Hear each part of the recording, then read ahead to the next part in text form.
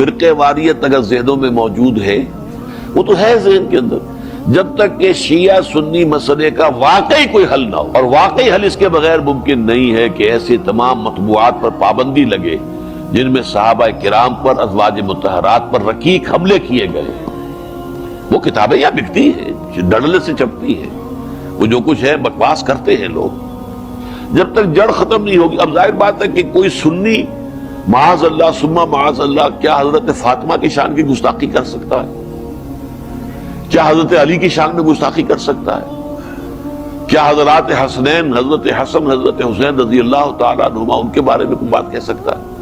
ان کی محبت جو ہمارے لیے جزو ایمان ہے، لیکن وہ کرتے ہیں۔ وہ حضرت عائشہ پر، حضرت ابو بکر پر، حضرت عمر پر تو شدید ترین، حضرت عثمان پر شدید ترین، اشد ترین، یہ سب کچھ کرتے ہیں۔ اب کیا کیا جائے؟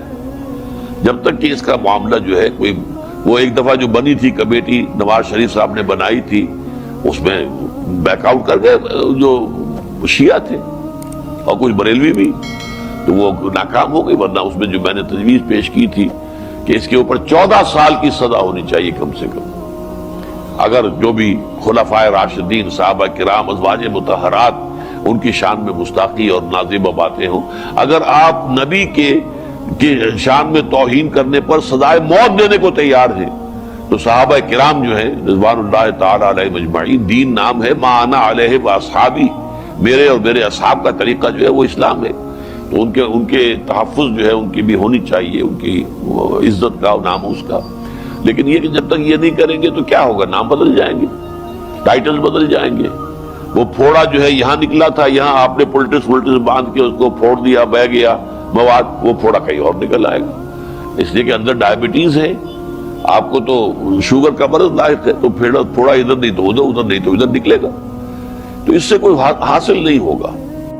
ایک شخص کا کارنامہ، وہ یہودی فتنہ گر، وہ روح مصدق کا بروز، ہر تباہ ہونے کو ہے اس کے جنون سے تار تار۔ اسی طرح وہ عبداللہ ابن سبا، یہودی فتنہ گر۔ آج اہل تشیع میں سے بعض حضرات کہتے ہیں کہ یہ عبداللہ ابن سبا یہ تو افسانوی شخصیت، اس کی حقیقت کوئی تھی ہی نہیں، حالانکہ ان کی اپنی کتاب میں رجال کشی کے اندر اس کا ذکر موجود ہے، اور یہ بھی موجود ہے کہ حضرت علی رضی اللہ تعالیٰ عنہ نے اپنے عہد خلافت میں اسے زندہ جلوایا ہے۔ اس کی وجہ کیا تھی؟ یہ آیا مدینے کے اندر اسلام کا لبادہ اوڑھ کر، اس نے چند عقیدوں کی اشاعت شروع کی۔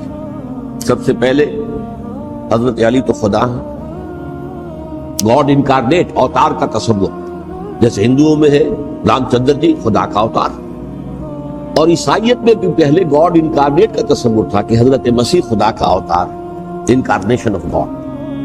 تو اس نے کہا کہ حضرت علی تو خدا کا اوتار ہے، خدا ہے۔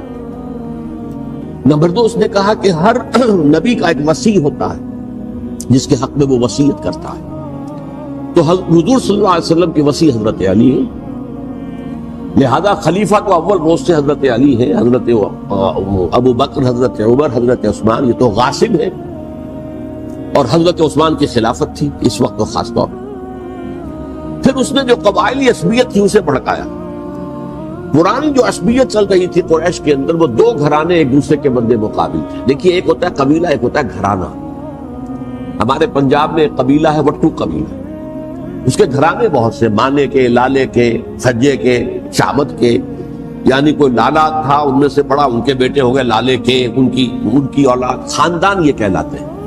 قبیلہ ہے یہ وٹو قبیلہ، جو قبیلہ تھا قریش، اس میں گھرانے بہت تھے، بنو ہاشم، بنو امیہ، بنو تیم، بنو عدی، یہ بہت سے گھرانے تھے۔ تو چوٹی کے دو گھرانے جو تھے وہ بنو ہاشم اور بنو امیہ، ان کے درمیان چپقلش تھی، مقابلہ، مسابقت، اور یہ مسابقت فی الخیر بھی ہوتی تھی۔ اگر انہوں نے غریبوں کو کھانے کھلائے ہیں تو ہم ان سے بڑھ کر کھلائیں گے، اگر وہ حاجیوں کی خدمت کرتے ہیں تو ہم ان سے بڑھ کر کریں گے۔ تو ان کے اندر یہ مسابقت فی الخیر بھی تھی، لیکن چپقلش تھی کہ کوئی ہم سے آگے نہ نکل جائے، وہ سمجھتا تھا وہ آگے نہ نکل جائے۔ پر اس شخص نے اس پرانی عصبیت کو تازہ کیا کہ حضور تو بنو ہاشم میں سے تھے، لہذا خلافت حق ہے بنو ہاشم، یہ غاصب ہے۔ اس سے پہلے دو خلفاء جو تھے وہ نہ بنو ہاشم سے تھے نہ بنو امیہ سے تھے۔ حضرت ابو بکر بنو تیم میں سے تھے، چھوٹا قبیلہ تھا، حضرت عمر بنی عدی میں سے تھے، وہ بھی چھوٹا قبیلہ تھا۔ یہ حضرت عثمان پہلے خلیفہ جو بنو امیہ میں سے تھے، جن کی پرانی چپکلش بنو ہاشم سے تھی، اب اس کو موقع مل گیا کہ پرانی قبائلی عصبیت کو بھڑکائے۔ یہ ہے اصل میں اس فتنے کا پس منظر عبداللہ ابن سبا نے جو آ کر پھیلایا ہے، اور اس کی تفصیل میں اس وقت میں نہیں جا سکتا، کیسے یہ فتنہ پروان چڑھا، کیا انہوں نے اسٹریٹجی اختیار کی کہ یہ کیا کرتے تھے، گروہ بنا کر بھیجتے تھے لوگوں کو، کوفے میں جاؤ تو وہاں پر دمشق کے گورنر کے خلاف اور مصر کے گورنر کے خلاف الزامات لگاؤ، اس نے یہ کیا، وہ غبن کر گیا، وہ یہ کر گیا، وہ خیانت کر رہا ہے، وہ رشتہ داروں کو پال رہا ہے، اور عثمان کے خلاف بھی تقریریں کرو رضی اللہ تعالیٰ عنہ۔ دمشق میں جاؤ تو کوفے کے گورنر کے خلاف، کیونکہ دمشق کے گورنر کے خلاف بات کرو گے تو لوگوں کو معلوم ہوگا کہ یہ جھوٹ بول رہے ہیں، لیکن یہ کہ وہاں تو تم بات کرو کوفے کے گورنر کے خلاف اور مصر کے گورنر کے خلاف اور حضرت عثمان کے خلاف۔ مصر میں جاؤ تو بات کرو کوفے کے اور شام کے گورنر کے خلاف اور حضرت عثمان کے خلاف۔ یہ انہوں نے ایسا اٹھایا، اور اس زمانے میں آپ کو معلوم ہے ذرائع نشر و رسائل تھے نہیں، نہ اس فتنے کی پتہ چل سکا جب تک کہ وہ فتنہ جو ہے پوری طرح برگ و بار لا کر تراور درخت نہیں بن گیا۔ اس کے نتیجے میں حضرت عثمان رضی اللہ تعالیٰ عنہ شہید ہوئے، اور خلیفہ پھر حضرت علی رضی اللہ تعالیٰ عنہ کو انہی سوائیوں نے، جنہوں نے گھیراؤ کیا تھا، جنہوں نے حضرت عثمان کو شہید کیا ہے، یہی حضرت علی رضی اللہ تعالیٰ عنہ کے ارد گرد ہوئے، اور حضرت علی رضی اللہ تعالیٰ عنہ بھی نہیں چاہتے تھے خلافت کی بیعت لینا، لیکن آخر کیا کرتے؟ کیا وہ امت کو بغیر خلیفہ کے چھوڑ دیتے؟ حضرت زبیر سے کہا گیا، انہوں نے نہیں مانا، رد کر دی بات۔ حضرت طلحہ سے کہا گیا، انہوں نے نہیں مانا، حضرت علی سے کہا گیا، اب عشرہ مبشرہ میں سے یہی تو تھے نا، لہذا انہوں نے تسلیم کر لیا، خلافت ہو گئی۔ لیکن اس کے بعد جو خانہ جنگی ہوئی ہے، اس خانہ جنگی کے نتیجے میں نوٹ کر لیجئے کہ 1,00,000 کے قریب مسلمان ایک دوسرے کی تلواروں اور نیزوں اور برچھیوں اور تیروں سے ہلاک۔ یہ ہماری تاریخ کا تاریخ ترین باب ہے۔ 5 سال، 4.5 سال حضرت علی کی خلافت کے، اور 6 مہینے حضرت حسن کی خلافت رضی اللہ تعالیٰ عنہ۔ اس سے کیا ہوا کہ ایک طرف تو اسلام کی جو توسیع ہو رہی تھی، تھمتا نہ تھا کسی سے سیل رواں ہمارا، وہ سیلاب رک گیا، انٹرنل سیبوٹاج ہو گئی نا، اب تو اندر ہی آپس ہی میں، تو اگر دست و گریبان ہو گئے تو باہر اب کیا توسیع کرتے؟ وہ توسیع کا عمل رک گیا۔ اور یوں سمجھیے کہ جیسے ٹرک اگر کبھی چل رہا ہو، بھرا ہوا ہو، لوڈڈ، اور وہ چڑھائی چڑھ رہا ہو، تو اگر کہیں موشن ٹوٹ جائے، ٹرک کو رکنا پڑے، تو ڈرائیور کے جان پر بن جاتی، اس لیے کہ اس کو دوبارہ سٹارٹ کرنا، اور جبکہ وہ چڑھائی پر ہے، انکلائن پر ہے، آسان کام نہیں، خطرہ ہوتا ہے وہ پیچھے جو ہے وہ نہ جائے۔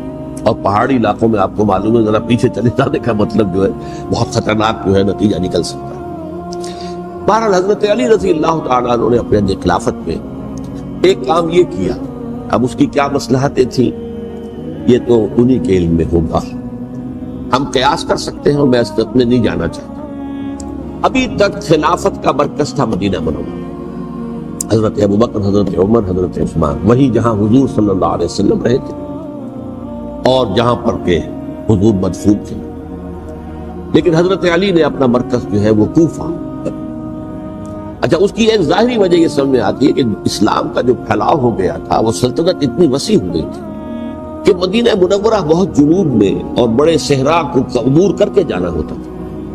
کوفہ جبکہ ایسی مقام پر تھا کہ جہاں سے مشرقی راستہ جا رہا ہے ایران کو، عراق کے اندر تو ہے وہ شہر کوفہ، اور پھر ایران اور خراسان اور ہندوستان کو راستہ جا رہا ہے، وہیں سے شمال کی طرف جا رہا ہے، شام کی طرف اور ترکی کی طرف، اور وہاں سے پھر یہ کہ مغربی افریقہ کو بھی کنٹرول کرنا، جو شمالی افریقہ کو بھی آسان تھا۔ بہرحال حضرت علی نے کوفہ کو اپنا مرکز بنایا، اور نتیجہ یہ ہوا کہ سبائیوں کا بھی مرکز وہی بن گیا، چونکہ انہوں نے اپنے آپ کو گردا گرد رکھا حضرت علی کے رضی اللہ تعالیٰ۔ اب ظاہر بات ہے کسی پرٹیکولر پرسن کے خلاف تو کوئی مقدمہ موجود تھا نہیں، بلکہ جب جنگ جمل ہو رہی تھی، ابھی جنگ نہیں ہوئی تھی، حضرت عائشہ، حضرت طلحہ، حضرت زبیر وہ لے کر آئے تھے لشکر اس مطالبے کے لیے کہ حضرت عثمان کے قاتلوں کو سزا دی جائے، قصاص لیا۔ حضرت علی رضی اللہ تعالیٰ عنہ سے گفت و شنید ہو رہی تھی، حضرت علی جو ہے اس پر آمادہ ہو گئے کہ ٹھیک ہے میں جو بھی قاتلین عثمان ہیں ان کو گرفتار کر کے سزا دوں گا۔ این اسی وقت کوفے کی مسجد کے اندر جو ہے 10,000 کا مجمع کھڑا ہو گیا، ہم سب قاتل عثمان ہیں، لو ہم سے بدلہ کہاں سے ہوگا۔ اور انہوں نے کیا کیا، جاتے ہی جنگ چھیڑ دی۔ جب چھڑ جائے تو یا مرو یا مارو، اس کے سلامت کو چارہ کہاں ہوتا ہی نہیں۔ ایک رات میں 10,000 مسلمان شہید ہوئے، جن میں 2 عشرہ مبشرہ میں سے حضرت زبیر اور حضرت طلحہ رضی اللہ تعالیٰ۔ تو یہ صورت تھی، سبائیوں نے گھیراؤ کیا حضرت علی کا رضی اللہ تعالیٰ۔ حضرت معاویہ دعوے دار نہیں تھے خلافت کے، قتل نہیں، ان کا صرف ایک دعویٰ تھا، اور وہ یہ تھا کہ عثمان کے قاتلوں کو گرفتار کرو، یا خود سزا دو یا ہمارے حوالے کرو، ہم اس سے قصاص لیں گے۔ اس لیے کہ قبیلہ بنو امیہ کا تھا اور حضرت امیر معاویہ بنو امیہ میں سے، تو ایک خاندانی طور پر جو ہے ہم قصاص لیں گے ان سے جنہوں نے قتل کیا ہے حضرت عثمان۔ لیکن یہاں ظاہر بات ہے کہ حضرت علی رضی اللہ تعالیٰ عنہ کی طرف سے مطالبہ یہ ہوتا تھا تم پہلے میری بیعت کرو، میرے ہاتھ مضبوط کرو تاکہ میں ان کے خلاف کوئی اقدام کر سکوں۔ لیکن انہیں یہ اندازہ تھا کہ اگر میں نے بیعت کی تو ظاہر بات ہے کہ حضرت علی تک پہنچنے سے پہلے مجھے گردن بڑھا دیں گے، اس لیے کہ سبائی جو ہے وہ آپ کو گھیرے ہوئے ہیں۔ بہرحال ایک عجیب الجھاؤ، ایک ڈائلیما تھا جس کی وجہ سے یہ جنگ چلتی رہی، اور حضرت علی رضی اللہ تعالیٰ عنہ کو انہی کے شیعان علی ہی کے اندر سے وہ جماعت علیحدہ ہوئی تھی جس کو ہم خوارج کے نام سے جانتے ہیں، اور ایک خارجی ملجم ابن ملجم ہی نے حضرت علی کو شہید کیا رضی اللہ تعالیٰ عنہ۔ پھر حضرت حسن رضی اللہ تعالیٰ عنہ، اب دیکھیے کس قدر صحیح بات تھی جو حضرت علی رضی اللہ تعالیٰ عنہ نے فرمائی جب ان سے کہا گیا کہ کیا ہم آپ کے بیٹے حسن کے ہاتھ پر بیعت کر لیں رضی اللہ تعالیٰ عنہ۔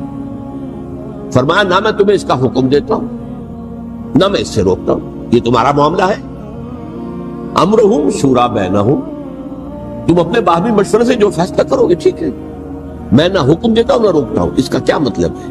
باپ کے بعد بیٹے کی خلافت ہرگز حرام نہیں ہے، ورنہ کہتے کیسے ہو سکتا میرا بیٹا؟ نہیں، یہ نہیں کہا۔ حضرت عمر سے بھی کہا گیا تھا کہ اپنے بیٹے کو نامزد کر دیں، عبداللہ ابن عمر کو، تو انہوں نے جواب میں کیا کہا؟ اسے تو طلاق دینی بھی نہیں آتی۔ انہوں نے اپنی کسی زوجہ کو طلاق دی تھی اور اس میں جو صحیح ترین طریقہ ہے وہ اختیار نہیں کیا تھا، انہیں طلاق دینے تک نہیں آتی تو میں اسے خلیفہ بنا۔ یہ نہیں کہا تھا کہ باپ کے بعد بیٹا خلیفہ نہیں ہو سکتا، یہ تو نہیں تھا، کہیں حرام نہیں ہے، نہ کتاب و سنت میں، نہ کوئی حدیث ہے، نہ کہیں قرآن مجید میں۔ تو حضرت علی نے بھی فرمایا رضی اللہ تعالیٰ، نہ میں روکتا ہوں نہ حکم دیتا ہوں، یہ تمہارا اپنا معاملہ ہے۔ بہرحال حضرت حسن رضی اللہ تعالیٰ عنہ نے حضرت امیر معاویہ سے صلح کر لی، خلافت ان کے سپرد کی۔ دیکھیے میں حضرت ابوبکر، حضرت عمر، حضرت عثمان، حضرت علی کے ساتھ حضرت حسن کے دور خلافت کو بھی خلافت راشدہ میں سے سمجھتا ہوں، اور تبھی 30 سال پورے ہوتے ہیں اس حدیث کے مطابق کہ حضور نے فرمایا خلافت 30 برس رہے گی پھر ملوکیت آ جائے۔ تو حضرت حسن کا بہت بڑا کارنامہ یہ ہے کہ اس خانہ جنگی کا دروازہ بند ہے،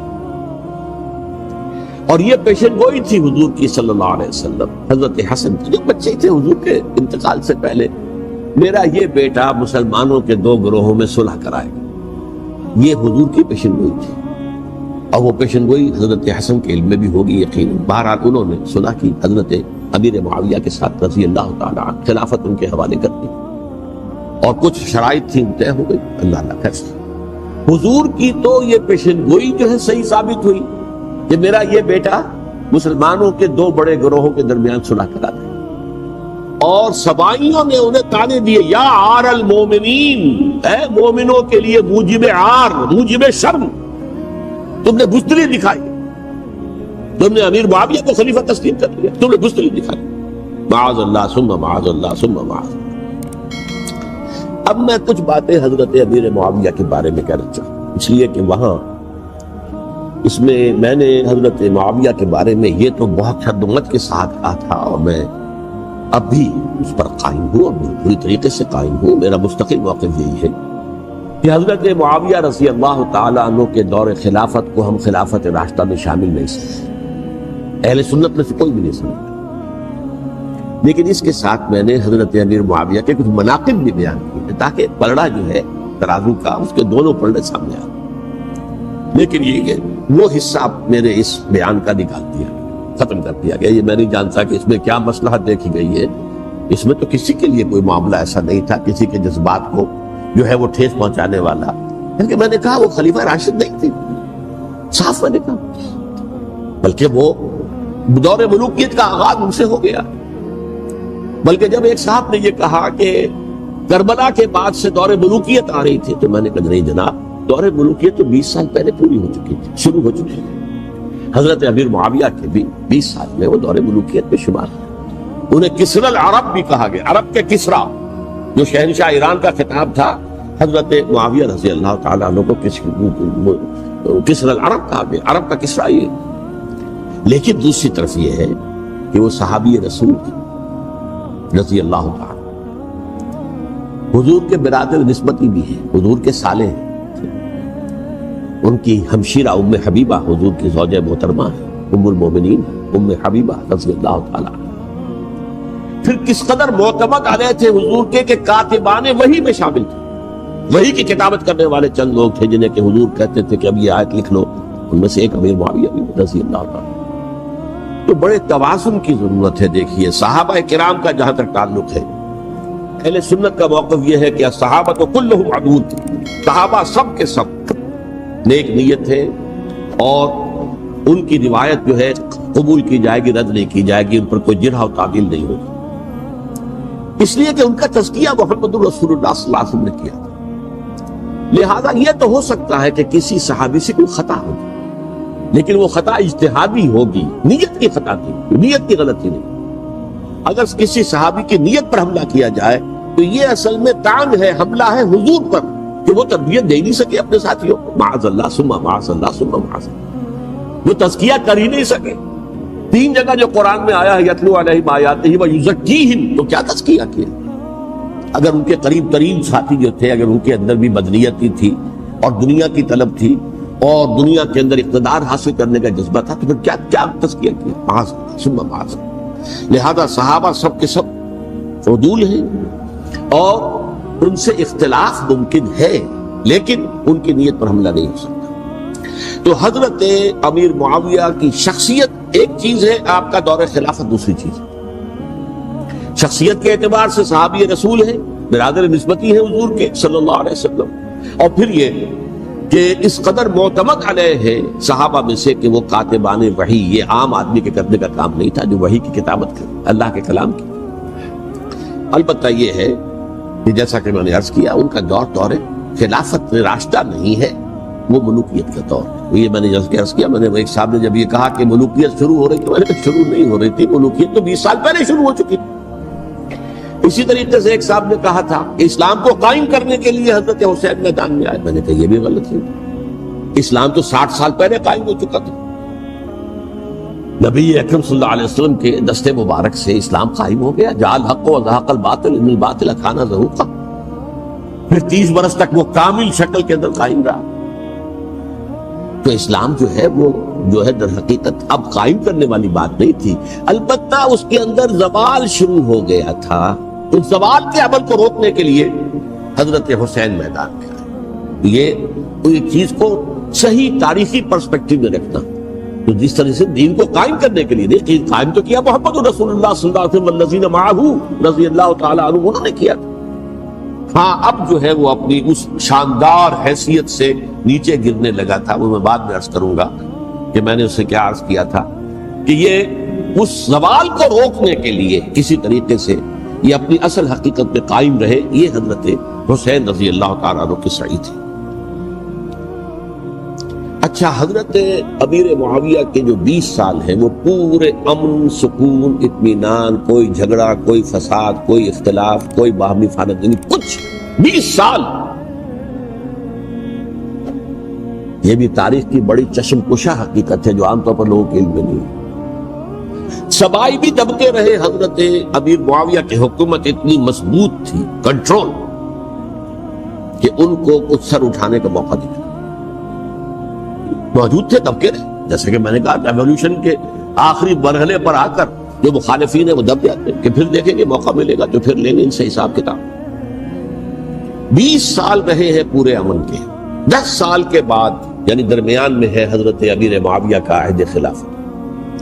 ایک صحابی جو کہ بزرگ صحابہ میں سے ہے، مغیرہ ابن شعبہ رضی اللہ تعالی عنہ، وہ آتے ہیں اور وہ کہتے ہیں کہ دیکھیے امیر المومنین، کتنی بڑی خانہ جنگی رہی تھی مسلمانوں کی آپس میں، اور اب بھی اگر آپ کسی کو نامزد کیے بغیر چھوڑ گئے امت کو تو پھر خانہ جنگی ہو جائے۔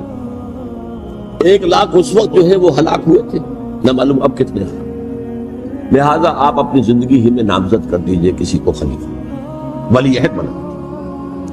حضرت امیر معاویہ نے ابتداءً جو ہے انکار کیا نہیں، لیکن ان کے دلائل ایسے تھے وزنی، اور میں سمجھتا ہوں کہ وہ بات صحیح تھی جو مغیرہ ابن شعبہ نے کہی، اس لیے کہ اب صحابہ کرام میں سے جو کبار صحابہ تھے وہ تو سب دنیا سے رخصت ہو چکے تھے۔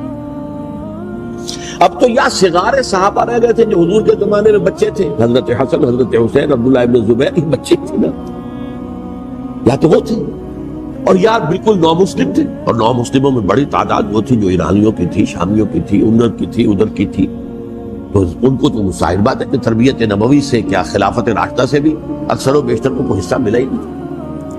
تو اس صورت میں اب وہ اعلیٰ ترین معیار پر حکومت کے نظام کو قائم کرنا ممکن نہیں ہے۔ کوئی قبائلی عصبیت جب تک حکومت کی پشت پر نہیں ہوگی، حکومت مستحکم نہیں ہوگی۔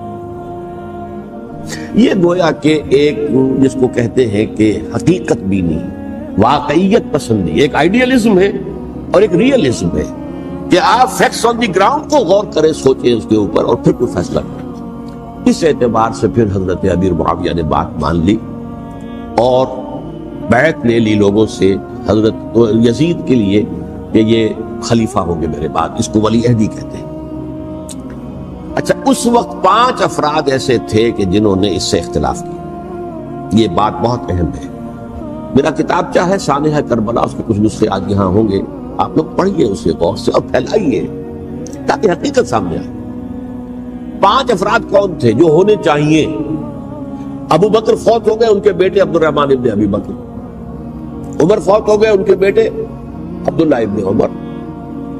عباس فوت ہو گئے، ان کے بیٹے عبداللہ ابن عباس۔ زبیر فوت ہو گئے، ان کے بیٹے عبداللہ ابن زبیر۔ اور حضرت حسن جو ہے ان کا انتقال ہو چکا تھا، حضرت علی کے بیٹے حضرت حسین رضی اللہ تعالیٰ عنہ اجمعین۔ حضرت حسن کے بارے میں ایک فریق کا کہنا یہ ہے کہ انہیں زہر دے کر ہلاک کیا، اہل تشیع کا قول یہ ہے، جبکہ اہل سنت کہتے ہیں کہ نہیں، وہ اپنی جو بھی طبی موت تھی اس سے ان کی وفات۔ لیکن میں اس میں نہیں جانا چاہتا، اس لیے کہ یہ مائکرو ہسٹری جو ہے نا، وہ تو ایک ایک واقعے کے لیے ادھر کی روایات کیا ہیں، ادھر کی کیا ہیں، ان کے پاس کیا دلائل، یہ تو کسی ریسرچ اسکالر کا موضوع ہے، میرا موضوع نہیں۔ لیکن بہرحال یہ 5 حضرات تھے جنہوں نے ولی عہدی کی بیعت نہیں کی، لیکن حضرت معاویہ اتنے حلیب الطبع انسان تھے، انہوں نے جبر نہیں کیا، کوئی تشدد نہیں کیا۔ ٹھیک ہے، ولی عہدی کی بیعت نہیں کر رہے، کوئی بات نہیں، میری بیعت تو کی ہوئی ہے نا، ابھی تو میں زندہ ہوں، بات ختم ہو گئی، میری بیعت کو تو نہیں توڑا انہوں نے، فسخ بیعت نہیں کی۔ اس اعتبار سے انہوں نے نہ کوئی تشدد کیا، نہ جبر کیا، نہ کوئی مواخذہ کیا۔ لیکن جب امیر معاویہ کا انتقال ہو گیا، اب ولی عہدی کی بجائے وہ اب خلافت کی بیعت، سب لوگوں نے بیعت کر لی۔ ان 5 میں سے ایک فوت ہو چکے تھے، حضرت عبد الرحمن ابن ابی بکر فوت ہو چکے رضی اللہ۔ 4 تھے، ان 4 میں ایک اختلاف ہے۔ 2 کی رائے یہ تھی، عبداللہ ابن عمر، عبداللہ ابن عباس، کہ اگرچہ یہ کام غلط ہوا ہے، اسلام کی روح کے منافی ہوا ہے، یہ بادشاہت کی بنیاد پڑ رہی ہے، لیکن یہ بات ایسی نہیں ہے کہ اس کی بنا پر ہم خانہ جنگی شروع کروا دیں، امت کے خون خرابہ کروائیں، فساد کروائیں۔ لہذا انہوں نے بیعت کر لی۔ اب کوئی اگر یہ کہے معاذ اللہ کہ وہ بک گئے تھے یزید کے ہاتھ میں، معاذ اللہ ثم معاذ اللہ، وہی بات آپ اختلاف کر سکتے ہیں کہ انہیں نہیں کرنی چاہیے تھی، یہ کوئی رائے رکھے، مجھے اختلاف نہیں، لیکن ان کی نیت پر حملہ کریں گے تو حملہ محمد رسول اللہ پر ہوگا صلی اللہ علیہ وسلم۔ عبداللہ ابن عمر کون ہے؟ کتنی حدیثیں ان سے جو ہے وہ منقول ہیں۔ عبداللہ ابن عباس کون ہے؟ جنہیں حضور نے جو ہے جن کے لیے دعا کی تھی، اے اللہ فقہہ فی الدین وعلمہ التاویل، اے اللہ اس نوجوان کو دین کا فہم عطا کر اور قرآن کی تعویل اور تفسیر کا علم عطا کر، حبر الامہ کہلاتے ہیں۔ وہ کہیں پیسوں اور ٹکروں کے عوض بک جانے والے نہیں تھے. انہوں نے امت کی مصلحت دیکھی, نیت جو ہے اس پر حملہ نہ کیجیے. البتہ اختلاف کا حق آپ کو حاصل ہے. دو حضرات جو ہے ڈٹے رہے کہ نہیں, ہمیں کم وقت میں رجسٹ کرنا ہے. عبداللہ ابن زبیر عمر کے اعتبار سے وہ بڑے ہیں. مسلمانوں میں سب سے پہلے ولادت مدینے میں جا کر جو ہوئی ہے وہ عبداللہ ابن زبیر کی ہوئی ہے. ہجرت کر کے جب مہاجرین وہاں پہنچے, کچھ عرصے تک کسی کے ہاں کوئی اولاد نہیں ہوئی, تو لوگوں نے تانے دینے شروع کر دیے کہ معلوم ہوتا ہے کہ یہاں آ کر یہ مکے کے رہنے والے جو ہے کمزور ہو گئے ہیں, ان کی اولاد ہی نہیں ہو رہی. تو جب عبداللہ ابن زبیر کی ولادت ہوئی ہے, یہ حضرت ابو بکر کے نواسے ہیں. حضور کی زوجہ محترمہ حضرت عائشہ کی بہن حضرت دیکھیے ابھی نام نکل گیا ہے جی, حضرت اسماء رضی اللہ تعالی عنہا عنہما, یہ ان کے ساتھ جاتے ہیں, حضرت زبیر کے بیٹے. ان کا فیصلہ ہوا کہ ہمیں رجسٹ کرنا ہے کم وقت میں, ایٹ اینی کاسٹ. حضرت حسین ابن علی رضی اللہ تعالی عنہما کا بھی فیصلہ ہوا کہ ہمیں رجسٹ کرنا ہے کم وقت میں. البتہ ان میں بھی ایک اختلاف ہو گیا, یعنی یہ دو تو جڑے رہے, ان دو میں اختلاف. عبداللہ ابن زبیر کا کہنا یہ تھا کہ ہمیں حجاز میں رہنا چاہیے, یہ سرزمین ہے جس میں نبوت کی برکات سب سے زیادہ ہے. یہاں ہم مضبوط قلعے کے اندر ہیں, ہمیں یہاں سے جو ہے رجسٹ کرنا چاہیے اور ختم کرنا چاہیے اس نظام کے اندر جو خرابی آ گئی ہے. حضرت حسین رضی اللہ تعالیٰ عنہ کے پاس خطوط کا تانتا بنا ہوا تھا, کوفے سے لوگ خط لکھ رہے تھے, آئیے آئیے آئیے, ہم آپ کے ہاتھ پر بیعت کریں گے, ہم آپ کے ہاتھ پر بیعت کریں گے, ہم آپ کے ہاتھ پر بیعت کریں گے. یہی وہ کوفہ جو حضرت علی کا دارالخلافہ رہا تھا اور جو پھر سبائیت کا گڑھ بن گیا تھا. چنانچہ حضرت حسین نے حضرت مسلم بن عقیل کو بھیجا وہاں پر کہ میرے نمائندے کی حیثیت سے جا کر وہاں پر بیعت لو. 10-12 ہزار افراد نے بیعت کر لی. لیکن اس کے بعد یزید کی طرف سے گورنر بنا کے بھیجا گیا ابن زیاد کو. ابن زیاد نے آ کر جو تشدد کیا اور سختی کی تو سب کے سب بیعت توڑ کر اور سب منحرف ہو گئے. مخلصین تو وہ تھے نہیں. الکوفی لایوفی, کوفی جو ہے وہ تو کوئی وعدہ وفا کرنے والا ہوتا ہی نہیں, بیعت توڑ دی. فمن نقص فانما ينقص على نفسه, بیعت کے بعد بیعت توڑ دینا بہت بڑا گناہ, توڑ دیا. ادھر اطلاع مل گئی حضرت حسین کو, چل چکے تھے, وہ راستے میں تھے کہ وہاں تو مسلم بن عقیل شہید ہو گئے اور سب لوگوں نے بیعت توڑ دی. اب واپس جانا چاہتے تھے لیکن مسلم بن عقیل کے بیٹے جو ہے اڑ گئے. یہ عرب کی اپنی ایک جو ہے پرانی ان کی حمیت اور ان کا قبائلی نظام کہ اب ہم اپنے والد کے خون کا قصاص لیے بغیر نہیں جائیں. حضرت حسین رضی اللہ تعالیٰ عنہ کی مروت اور شرافت, یہ میرا ساتھ دینے کے لیے آئے تھے, اب میں ان کا ساتھ نہ دوں تو یہ تو شرافت اور مروت کے خلاف ہے. اچھا چلو چلتے. وہاں جا کر بھی عین اپنے میدان کے اندر بھی حضرت حسین رضی اللہ تعالیٰ عنہ نے 3 چیزیں پیش کی ان کوفیوں کے لشکر کے خلاف. سب سے بڑا لشکر کے اندر سب سے بڑے تو کوفی تھے جنہوں نے بیعتیں کی ہوئی تھی حضرت حسین کے ساتھ. دیکھو مجھے جانے دو واپس حجاز کی طرف, یا مجھے سرحدوں پر بھیج دو تاکہ میں کافروں کے ساتھ جنگ کرتے ہوئے اپنی جان دے دوں, یا مجھے یزید کے پاس جانے دو, میں اپنا معاملہ اس سے طے کر لوں. لیکن کوفیوں کو یہ گوارا نہیں تھا. اگر یہ یزید کے پاس پہنچ گئے تو ہمارا کچا چٹھا بیان کر دیں گے کہ مجھے تو ان لوگوں نے برگلا کر بلایا تھا. اس لیے کہ دیکھیے حضرت امیر معاویہ کے 20 سالوں کے دوران میں بتا چکا, ان کی حکومت اتنی مستحکم تھی کہ اس کے خلاف کوئی فتنہ اٹھانا ممکن نہیں تھا. اب کیونکہ ایک چینج اوور ہوا تھا, اور چینج اوور میں آپ کو معلوم ہوتا ہے کہ ایک جس کو کہتے ہیں every thing is in the melting پاٹ, ابھی تو یہ درمیان کے اندر معاملہ ہے, تو انہیں موقع ملا. سر اٹھایا حضرت حسین رضی اللہ تعالیٰ عنہ کو, جو خطوط لکھے جس کے کہ تھیلے کے تھیلے اور بوریوں کی بوریاں بھری ہوئی حضرت حسین کے ساتھ تھی, وہ کہا کہ آئیے ہم آپ سے بیعت کریں. انہوں نے نہیں مانا. اور اصل میں حضرت حسین کے قاتل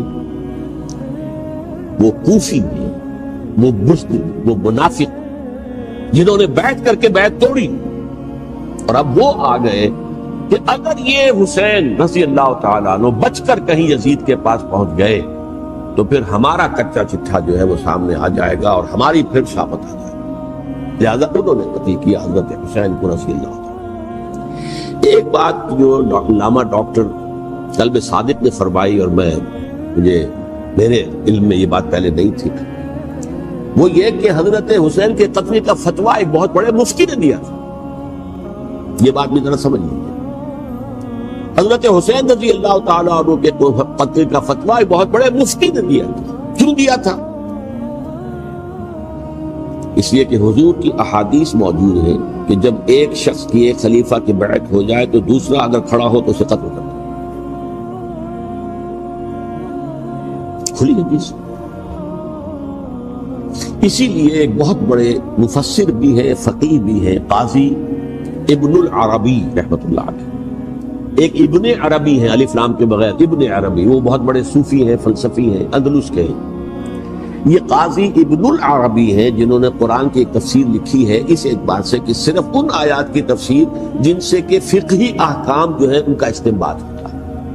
یہ دو تفسیریں اس طور سے لکھی گئی ہیں قرآن مجید کی، احکام القرآن ان کا نام ہے دونوں کا، جن میں سے ایک جو ہے قاضی ابن العربی کی ہے۔ ان کا ایک جملہ نقل ہوتا ہے، قتل الحسین بسیف جدہ، حسین قتل ہو گئے اپنے ہی نانا کی تلوار سے۔ وہ تلوار کیا تھی؟ جب کسی کی بیعت ہو چکی ہو پھر کوئی کھڑا ہو مدعی خلافت۔ میرے نزدیک حضرت حسین مدعی خلافت نہیں تھے، یہ بات اس وقت سامنے لوگوں کے نہیں آئی، بلکہ حکومت نے یہ باور کرا دیا کہ یہ تو باغی ہے، یہ مدعی ہے خلافت کے۔ انہوں نے تو دعویٰ نہیں کیا خلافت، وہ تو صرف اس عمل کو روکنے کے لیے میدان میں آئے تھے۔ اور اس بات کو اچھی طرح سمجھ لیجئے کہ اس وقت تک یہ جو تصور آج ہمارے پاس ہے کہ ریاست علیحدہ ہے، حکومت علیحدہ ہے، state of Pakistan, we are loyal to the state of Pakistan, ہم ریاست پاکستان کے وفادار ہیں، گورنمنٹ آف پاکستان کے وفادار نہیں ہیں۔ We are not loyal to the government. Government تو کبھی بے نظیر کی تھی، ہم اس کے خلاف تحریک چلا رہے تھے، یا کبھی کسی اور کی تھی اس کے خلاف تحریک چل رہی ہے، یا کبھی ضیاء الحق کی تھی اس کے خلاف تحریک چل رہی ہے۔ گورنمنٹ کو بدلنا تو عوام کا حق ہے، آج، اس وقت نہیں تھا۔ اس وقت ریاست اور حکومت کا کوئی فرق نہیں تھا، لہذا جو حکومت سے اختلاف کرے گویا کہ باغی ہے۔ یہ ہے اصل میں وہ پیچیدہ مسئلہ کہ کیوں کسی مفتی نے فتویٰ دے دیا، اس لیے کہ اس وقت تک ریاست اور حکومت کا فرق واضح نہیں تھا دنیا پر۔ یہ تو ابھی تو 100-150 سال کی بات ہے کہ آج ہمارا جو پولیٹیکل سائنس کا ایولیوشن ہوا ہے وہ اس اسٹیج تک پہنچ گیا ہے کہ اسٹیٹ علیحدہ ہے، حکومت علیحدہ ہے۔ حکومت تو اسٹیٹ کے 3 آرگنز میں سے ایک آرگن ہے، ایڈمنسٹریشن حکومت کی ہے، جوڈیشری ہے اور لیجسلیچر ہے، 3 آرگنز ہیں بڑے بڑے، ان میں سے ایک ہے۔ تو حکومت کو بدلنا تو عوام کا حق ہے، چاہے وہ ووٹ کے ذریعے بدلے، چاہے ایجیٹیشن، اگر پرامن ایجیٹیشن ہے اس سے حکومت کو بدلنے کا حق حاصل ہے دستوری طور پر ہر اعتبار سے۔ اس وقت یہ نہیں تھا، لہذا صورتحال یہ بن گئی کہ حکومت وقت نے باور کرا دیا مسلمانوں کو، ورنہ سوچئے نواسہ رسول کو قتل کرنا کوئی آسان کام تھا۔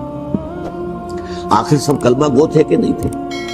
کلمہ گو تو تھے نہیں، اور حضور سے عقیدت اور محبت میں کمی، لیکن یہ کہ فتویٰ اگر ایک بہت بڑے مفتی کا، جو کہ حضرت علامہ ڈاکٹر قلب صادق صاحب نے فرمایا، مجھے اس مفتی کا نام بھی معلوم نہیں، کہ ایک مفتی کا فتویٰ تھا وہ، جس کے بنا پر اب ان لوگوں نے حضرت حسین کو قتل کیا، اور یہی وجہ ہے کہ انہوں نے پھر خیموں کو بھی آگ لگا دی۔ بھائی حالانکہ دیکھیے اگر دشمنی کا انتقام ہوتا تو حضرت علی بن حسین جو بیمار تھے، جو بعد میں زین العابدین رحمت اللہ علیہ کے نام سے پھر یہ اہل تشیع کے چوتھے امام معصوم ہیں، حضرت علی، حضرت حسن، حضرت حسین، اور پھر حضرت علی بن حسین زین العابدین رحمت اللہ علیہ، کیا کو بھی قتل کرتے تھے؟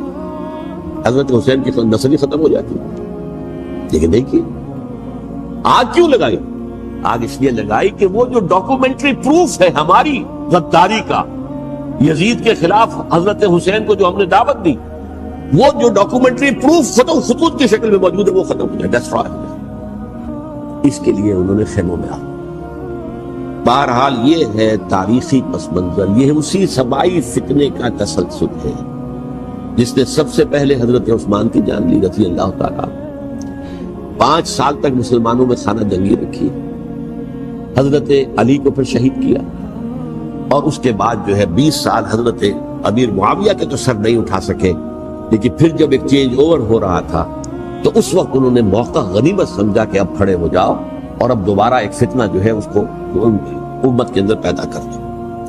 اچھا، اس معاملے میں ایک بات جو میں نے وہاں کہی کہ ہمارے ہاں شاعرانہ جو مبالغہ آمیزی ہے، یہ میری گفتگو کا حصہ انہوں نے حذف کر دیا، اور میں نے ایک سنی شاعر بہت بڑے عالم جن کے حوالے سے آج بھی میری تقریر ہوگی خالق مدینہ ہال میں، مولانا محمد علی جوہر کے ایک شعر کے حوالے سے کہا کہ قتل حسین اصل میں مرگ یزید ہے، اسلام زندہ ہوتا ہے ہر کربلا کے بعد۔ میں نے کہا بالکل محمل شعر ہے، اسلام مرا ہی نہیں تھا، زندہ ہونے کا کیا سوال؟ اور اگر کسی درجے میں مزمحل یا زخمی ہوا تھا تو وہ تو رہا، کربلا کے بعد بھی رہا، یزید کی حکومت بھی رہی، بنو امیہ کی حکومت بھی چلی، کوئی تبدیلی تو نہیں آئی۔ یہ کیا کہہ رہے ہیں؟ اسلام زندہ ہوتا ہے کربلا کے بعد؟ اسلام مرا نہیں تھا۔ جیسے میں نے یہ کہا کہ ملوکیت جو ہے وہ اب شروع نہیں ہوئی، ملوکیت تو 20 برس پہلے شروع ہو چکی تھی، حضرت امیر معاویہ تھے، لیکن ظاہر بات ہے کہ حضرت حسن نے، حضرت حسین نے اس کو قبول کیا، اور حضرت حسین نے تو پھر 10 سال تک ولی عہدی جو تھی چاہے بیعت نہیں کی، لیکن اس کے خلاف میدان میں آ کر چیلنج تو نہیں کیا۔ اس اعتبار سے یہ معاملہ جو ہے اسلام زندہ ہوتا ہے کربلا کے بعد، یہ بے تکی بات ہے۔ ہاں، حضرت شاہ اسماعیل شہید رحمۃ اللہ علیہ کی اگر میں تشبیہ کو، تمثیل کو سامنے رکھوں تو اسلام کی عمارت 6 منزلہ ہے، 6ٹھی منزل ٹاپ کی وہ گر گئی، 5 منزلیں انٹیکٹ تھیں، اسلام مرا نہیں تھا۔ عدالت میں شریعت کے مطابق فیصلے ہو رہے تھے، قاضی تھے، مفتی تھے، شریعت نافذ تھی، اسلام کہاں مرا تھا؟ جبکہ خود کہہ رہے ہیں علامہ کلب صادق کہ ایک مفتی کے فتوے سے حضرت حسین کو قتل کیا گیا۔ اب وہ مفتی کی رائے، اس کی بدنیتی ہو، جو بھی ہو، وہ جانے، اللہ جانے، لیکن عام مسلمان کیا کریں؟ اس پہلو سے اسلام مرا نہیں تھا۔ ہاں، ایک منزل گر گئی تھی، وہ گری نہیں، 1000 برس تک گری نہیں، یہاں تک کہ آ کر مغربی امپیریلزم نے اس کے گرایا، ملوکیت کا معاملہ ختم کیا، اور وہ جبرین ملوکیت دوسری آ گئی، ورنہ وہی بادشاہی چلی ہے۔ بلکہ دور بنو امیہ میں وہ بادشاہی پوری طرح اس نے بالوں پر نہیں نکالے تھے، اصل بالوں پر تو اس نے نکالے ہیں دور بنو عباس میں آ کر، اور پھر سلاطین جو ہے ترک، جو ترک خلفاء ہیں، ان کا بھی بادشاہت تھی، اور کیا تھا، وہ خلافت تو نہیں تھی۔ تو یہ تو اسلام میں جو بھی نقص واقع ہو گیا تھا، کبھی واقع ہو گئی تھی، وہ جو کی توں برقرار ہے، اس کو بھی تسلیم کیا۔ میں اللہ کا شکر ادا کر کے کہتا ہوں کہ دونوں حضرات، دونوں شیعہ دانشور اور بڑی اعلیٰ سطح کے جو شیعہ عالم تھے، انہوں نے اس بات کو تسلیم کیا اور میری اس بات کو چیلنج نہیں کیا۔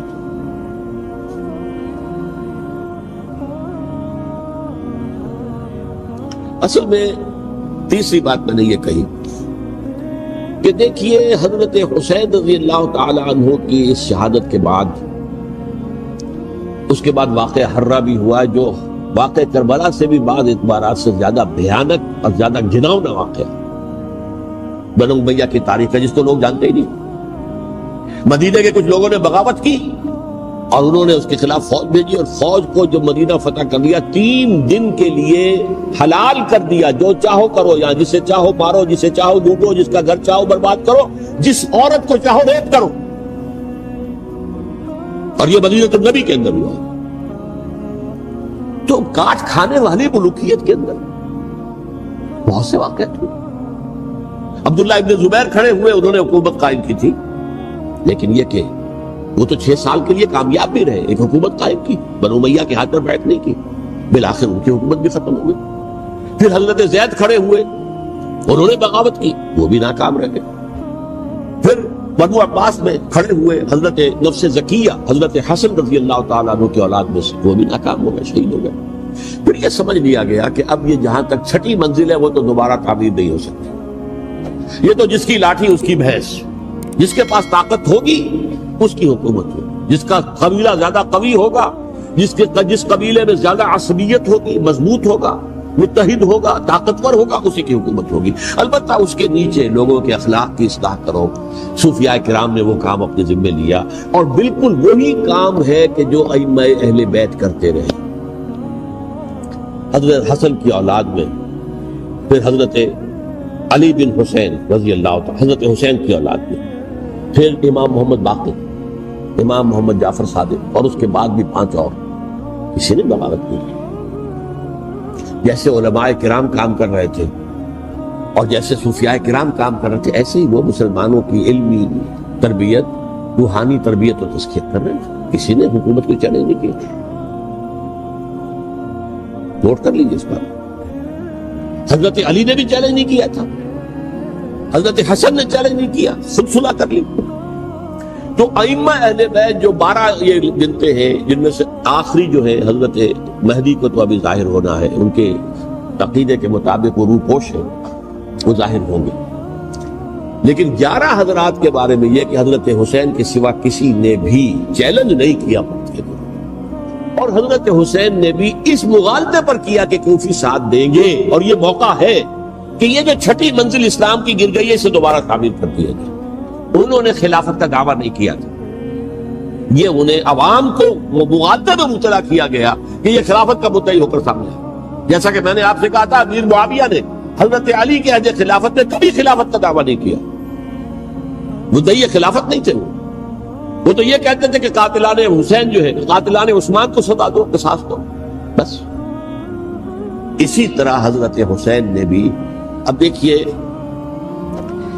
اس ضمن میں اس میں کوئی شک نہیں ہے، حضرت حسین رضی اللہ تعالی عنہ کی جو شہادت ہوئی ہے، ان کے ساتھیوں کی، اعزاء و اقارب کی، تاریخ انسانی میں یہ عزم، ہمت، شجاعت، مثابرت، صبر، استقلال، استقامت، اس کی بہت روشن مثال، بہت روشن مثال ہے، بہت روشن مثال۔ لیکن اس سے تاریخ کی رفتار پر کوئی اثر نہیں۔ وہ جو ملوکیت آ گئی تھی وہ اور گہری سے گہری ہوتی چلی گئی۔ واقعہ کربلا کے بعد تو واقعہ ہر ہوا میں نے گنوا دیا، اس سے زیادہ تو میرے خیال میں کہ اور ہمارے لیے لائق شرم جو ہے وہ واقعہ ہے ہی نہیں اس پہلو سے۔ لیکن حضرت حسین کا ایک، اب ان کو یہ کہ میں، مطلب یہ کہ اگر میں ان کے ہاتھ پر بیعت کر لیتا ہوں، جو کہ اس وقت سامنے موجود تھے، کہ یزید کی بیعت تمہارے ہاتھ پر کرتا ہوں، تو گویا کہ اپنے آپ کو سرنڈر کر دیتے۔ وہی خطرہ جو امیر معاویہ کو تھا کہ مجھے وہ تو پہنچنے بھی نہیں دیں گے علی تک رضی اللہ تعالیٰ عنہ، اور مجھے پہلے ہی شہید کر دیں گے۔ یہی خطرہ حسین کو تھا رضی اللہ تعالیٰ عنہ کہ مجھے یزید تک پہنچنے نہیں دیں گے، پہلے قتل کر دیں۔ اور ویسے بھی یہ ایک شرافت، مروت اور حمیت اور غیرت اور عزت نفس کا تقاضا بھی تھا کہ بھائی معاملہ ہے یزید کا، میرا مجھے وہاں جانے دو، اللہ اللہ خیر سے دو، یو کین اسکورٹ می، میرے دائیں بائیں چلو تاکہ میں کہیں اور بھاگ نہ جاؤں تمہارے خیال میں، مجھے وہاں پہنچا دو، میں وہاں پہ جا کے اس سے معاملہ کر لوں۔ لیکن انہوں نے قتل کیا، اصل قاتلان کوفی، وہی سبائی۔ البتہ یہ ہے کہ اس واقعے کی جو یادگار ہے اس میں کوئی شک نہیں ہے کہ اس نے مسلمانوں میں سے ایک گروہ کے دل میں قربانی اور شہادت کا جذبہ بہت پیدا کیا، اس میں کوئی شک نہیں۔ اور جس طریقے سے کہ عاشورہ محرم میں یاد منائی جاتی ہے، جس طریقے سے اس نے اہل تشیع کے اندر قربانی کا جذبہ بے انتہا پیدا کر دیا۔ اگرچہ وہ جذبہ بروئے کار نہیں آتا، اس لیے کہ ان کے ہاں یہ عقیدہ ہے، یہ طے ہے کہ جب تک حضرت مہدی ظاہر نہیں ہوں گے ہم کسی کے خلاف بغاوت نہیں کریں۔ یہ پوری تاریخ میں ان کا معاملہ رہا، تمام جو ہے ائمہ اہل بیت کا معاملہ رہا، جب تک مہدی نہیں آتے keep sitting and keep waiting, wait and see, that's آل۔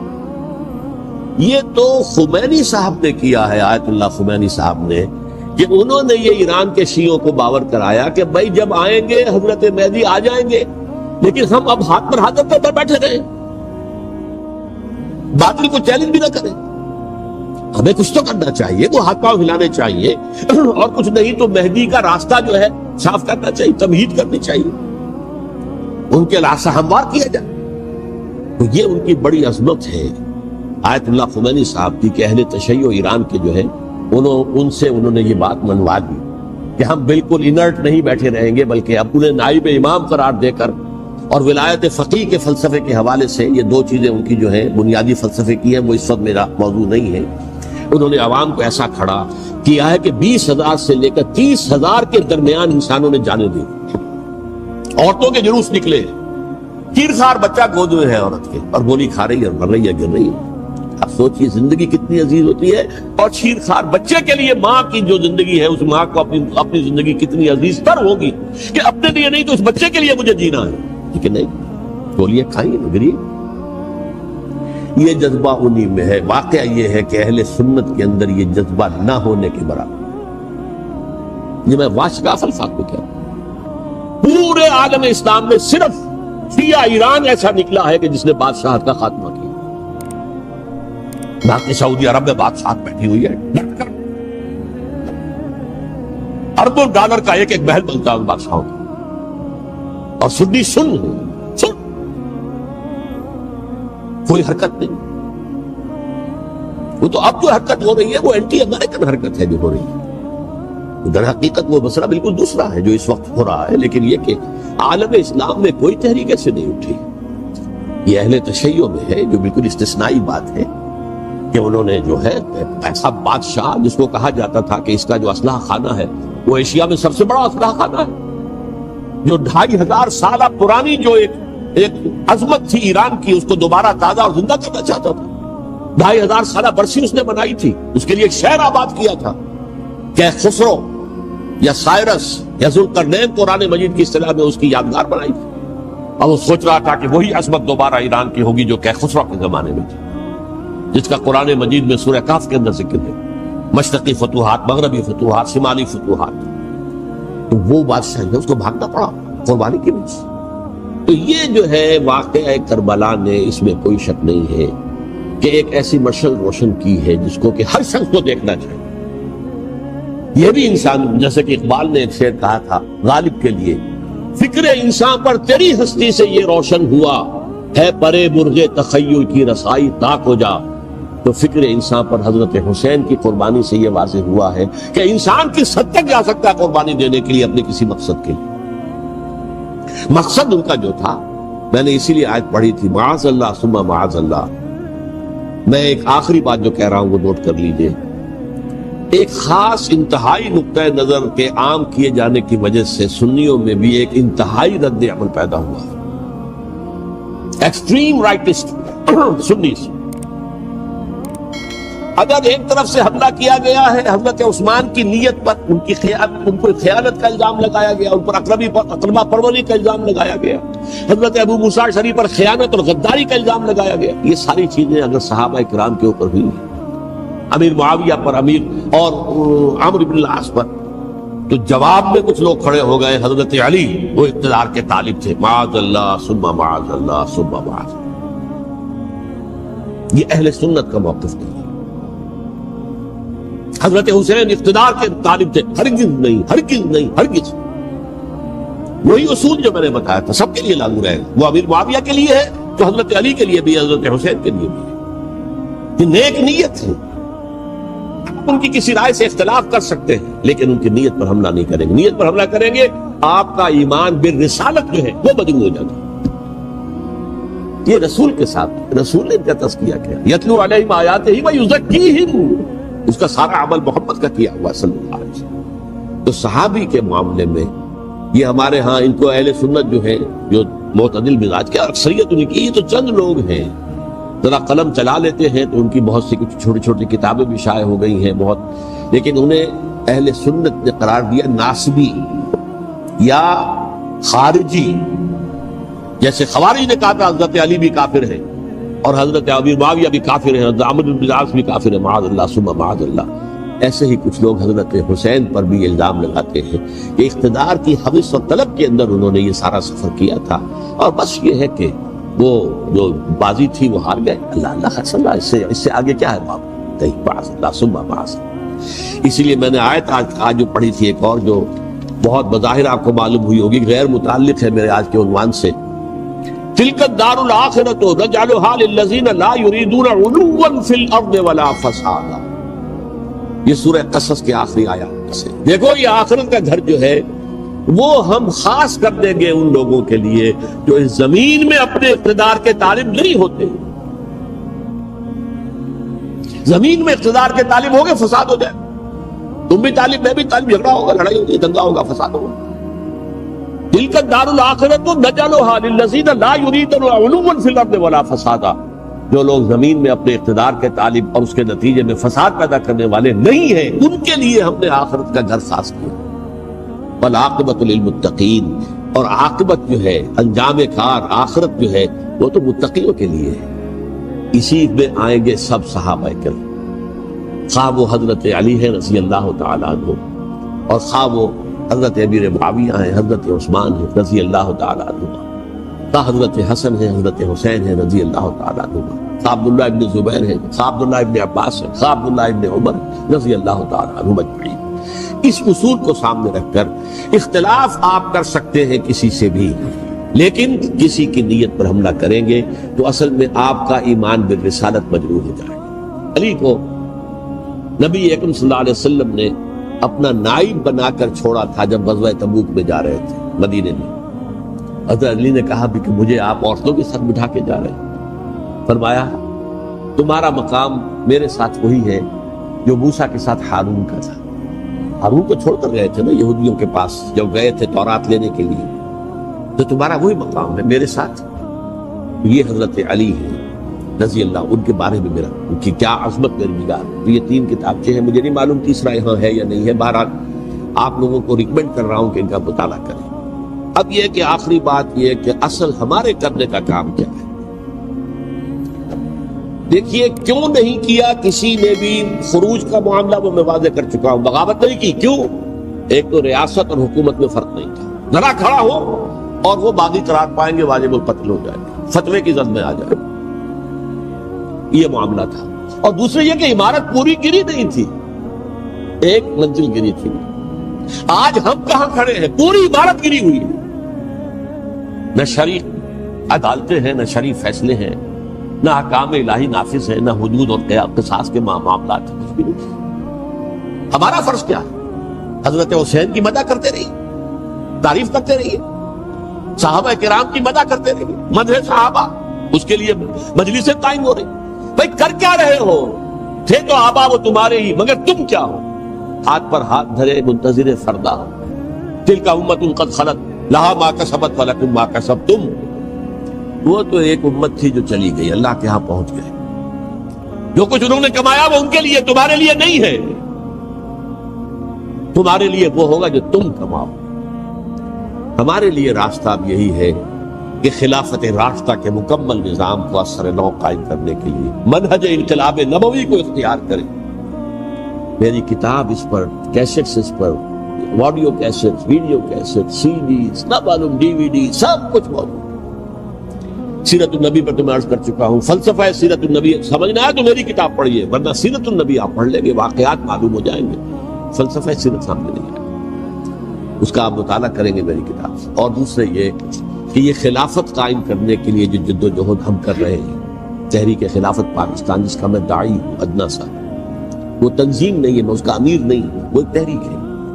جیسے تحریک پاکستان کہلاتی تھی جس کی تنظیم تھی مسلم لیگ، پارٹی کا نام مسلم لیگ تھا، لیکن تحریک پاکستان، اس طرح تحریک خلافت پاکستان وہ ہم نے چلائی ہے تنظیم اسلامی کے تحت۔ یہ خلافت جب پہلی چلی تھی آج سے 84 سال قبل، نومبر 1921 میں خالد دینا ہال میں وہ مقدمہ چلا تھا، جس کے نتیجے میں بڑے بڑے جو لیڈر تھے ہمارے، مولانا محمد علی جوہر اور مولانا حسین مدنی اور مولانا ابوالکلام آزاد، ان سب کو 2 سال کی قید کی سزا سنائی گئی تھی، بغاوت، مقدمہ بغاوت، یہ خالد دینا ہال۔ اسی میں سن 91 یا 92 میں میں نے 3 دن تقریریں کی تھی، جن میں آج سے پھر میں 3 تقریریں کرنے والا ہوں، ایک آج شام کو، ایک کل شام کو رات 9 بجے، آج بھی کل بھی، ایک پرسوں اتوار کی صبح کو 10 بجے ہے کیا 11 بجے۔ تو ان میں آپ حضرات شرکت فرمائیں تاکہ اصل جو ہمارے کرنے کا کام ہے، تاریخ کو بھی سمجھنا چاہیے، تاریخ کے عوامل کیا ہیں، کیا پس پردہ عوامل کار فرما تھے، کیا کسی شے کی اصل حقیقت ہے، وہ سمجھنا چاہیے۔ لیکن یہ ہے کہ اس اعتبار سے میں نے جب یہ لفظ استعمال کیا تھا اس مذاکرے میں، لپ سروس، کہ یہ ہم صرف لپ سروس کرتے رہے، مدح کے بیان کرتے رہے، منقبت بیان کرتے رہے، حضور کی نعتیں کہتے رہے، اس سے تو بات نہیں بنے گی جب تک کہ وہ فرض منصبی شہادت علی الناس کا جو ہمارے ذمے ہے بحیثیت امت محمد صلی اللہ علیہ وسلم اس کو ادا نہ کرے۔ مجھے خوشی ہے کہ اس کی بھی تائید دونوں حضرات نے کی. ہاں یہ لپ سروس کا معاملہ. اللہ تعالی حضرت حسین کے نقش قدم پر چلتے ہوئے، بلکہ اصل میں تو ہمارے لیے اسوہ رسول ہے محمد صلی اللہ علیہ وسلم، اس پر چلتے ہوئے ہم پاکستان میں اسلام کا نظام خلافت قائم کرنے کی جد. اگر آپ کو ہماری ویڈیو اچھی لگی ہو تو ہمارے چینل کو سبسکرائب ضرور کریں. ڈاکٹر اسرار احمد رحمۃ اللہ علیہ کی وفات کے لیے سورہ فاتحہ پڑھ کر کامنٹ میں آمین لکھیں. شکریہ.